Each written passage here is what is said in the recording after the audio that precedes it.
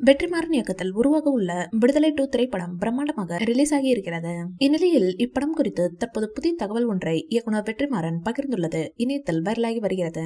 தமிழ் சினிமாவில் தொடர்ச்சியாக சமூக நீதி பேசும் படங்களை இயக்கி வருகிறார் வெற்றிமாறன். தொடர் வெற்றி படங்களை கொடுத்து வரும் இவரது இயக்கத்தில் கடைசியாக விடுதலை பார்ட் 1 ரிலீஸ் ஆகி இருந்தது.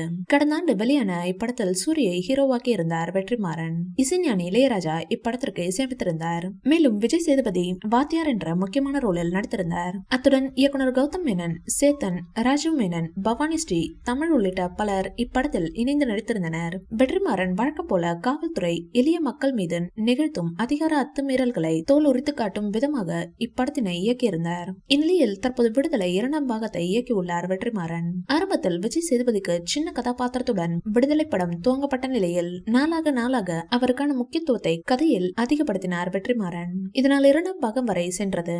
இதனை அடுத்து நீண்ட நாட்களாக 2ஆம் பாட்டிற்கான பணிகள் நடந்து வந்த நிலையில் பிரம்மாண்டமாக ரிலீஸ் ஆகி இருக்கிறது.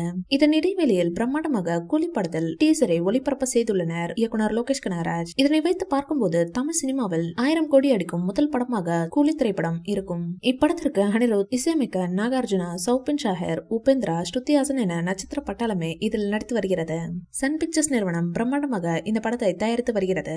முக்கியமாக பாலிவுட் சூப்பர் ஸ்டார்களில் ஒருவரான அமீர் கான் இந்த படத்தில் முக்கியமான ரோலில் நடிக்கிறார்.